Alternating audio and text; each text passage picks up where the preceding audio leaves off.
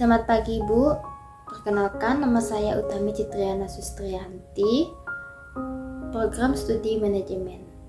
Baiklah, di sini saya akan menjelaskan mengenai strategi mengatasi konflik.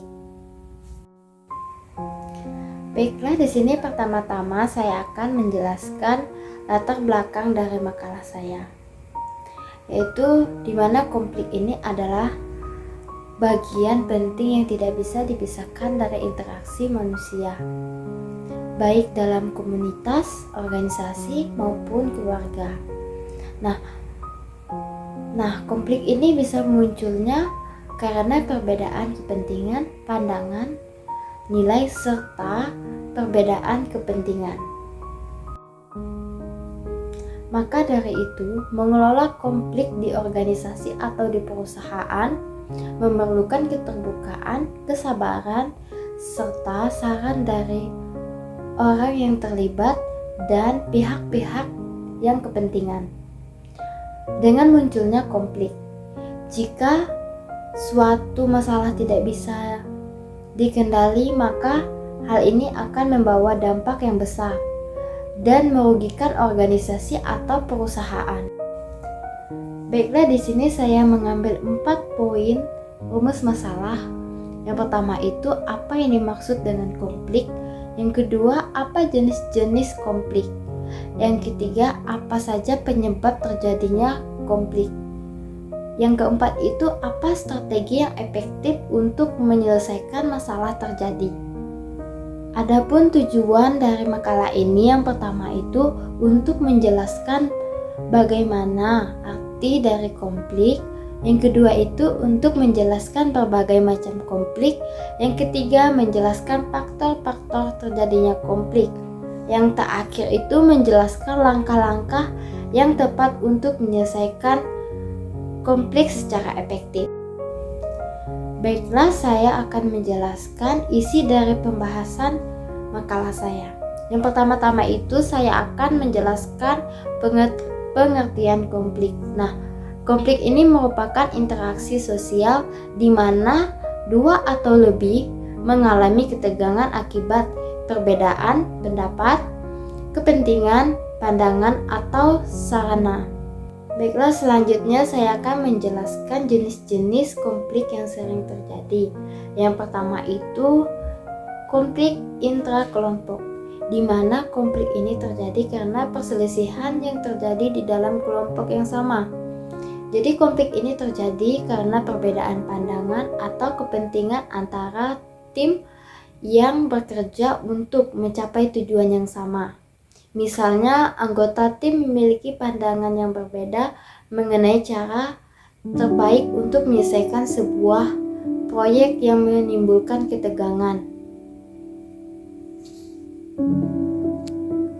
Sedangkan yang kedua itu ada konflik intrapersonal, di mana konflik ini terjadi karena perselisihan yang terjadi antara individu diakibatkan karena perbedaan karakter atau pandangan. Nah, konflik ini sering terjadi di dalam kehidupan sehari-hari karena setiap orang pasti memiliki pandangan, nilai, dan perspektif yang berbeda. Misalnya, di dalam perbedaan menyelesaikan tugas yang dapat memunculkan perselisihan antara individu. Jika tidak diatasi dengan baik, maka konflik dapat merusak hubungan personal. Namun juga jika konflik ini diselesaikan dengan baik, maka konflik ini bisa dijadikan peluang memperdalam pemahaman satu sama lain. Yang ketiga itu ada konflik antar kelompok. Nah, konflik antar kelompok ini sering terjadi karena ketegangan yang ditimbul antara kelompok yang berbeda, baik di dalam organisasi maupun di dalam organisasi lain. Nah, konflik ini biasanya terjadi karena persaingan yang kuat untuk mendapatkan sumber daya, perbedaan tujuan, serta nilai yang saling bertentangan. Nah, Misalnya dua departemen ini suatu perusahaan bersaing untuk memperoleh anggaran yang besar yang bisa menimbulkan ketegangan. Konflik ini dapat mengganggu kesuksesan organisasi jika tidak diatasi. Baiklah, selanjutnya saya akan menjelaskan faktor-faktor penyebab terjadinya konflik. Yang pertama itu perbedaan nilai dan keyakinan. Setiap orang pasti memiliki nilai dan keyakinan yang berbeda-beda sehingga terjadinya konflik. Yang kedua itu ada komunikasi yang tidak efektif. Nah, komunikasi yang kurang baik atau sering terjadinya kesalahpahaman dapat memperburuk interaksi antara individu atau kelompok. Yang ketiga itu ada persaingan atas sumber daya. Bersaing atas sumber daya yang terbatas bisa menimbulkan terjadinya konflik, seperti terbatasnya dana, waktu, atau tenaga kerja seringkali menjadi penyebab terjadinya konflik. Selanjutnya ada tujuan yang berbeda.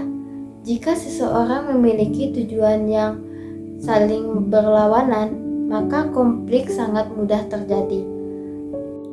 Mengelola konflik yang efektif sangat memerlukan pengetahuan dan pemahaman yang mendalam mengenai situasi, kondisi individu yang terlibat. Strategi yang tepat untuk menangani konflik tergantung pada konteks kepentingannya, isu, serta hubungan antara pihak-pihak yang terlibat. Ada beberapa strategi yang dapat digunakan untuk menyelesaikan konflik, yaitu yang pertama, kolaborasi, di mana semua orang yang terlibat bekerja sama untuk menemukan solusi dalam menyelesaikan masalah demi kepentingannya bersama. Tujuan dari strategi ini adalah untuk menciptakan hasil yang menguntungkan. Jadi setiap orang merasa puas dengan hasil yang dicapainya. Yang kedua itu strategi kompromi. Nah, strategi kompromi ini adalah strategi di mana masing-masing pihak bersedia untuk melepaskan bagiannya dari keinginannya untuk mencapaikan tujuan dan kesepakatan yang bisa diterima oleh semua orang. Yang ketiga itu ada penghindaran. Strategi penghindaran ini dilakukan dengan cara menghindar konflik secara langsung, menunda diskusi dan tidak menghadapi masalah secara langsung. Hal ini lebih cocok ke dalam situasi di mana konflik tersebut tidak terlalu menimbulkan masalah yang lebih besar jika dibahas. Jadi kesimpulan yang saya ambil dari makalah ini, konflik adalah suatu fenomena yang tidak luput dari interaksi manusia. Meski begitu, jika konflik dikelola dengan baik, maka konflik dapat memberikan keuntungan yang positif, seperti mendorong kolaborasi dan inovatif.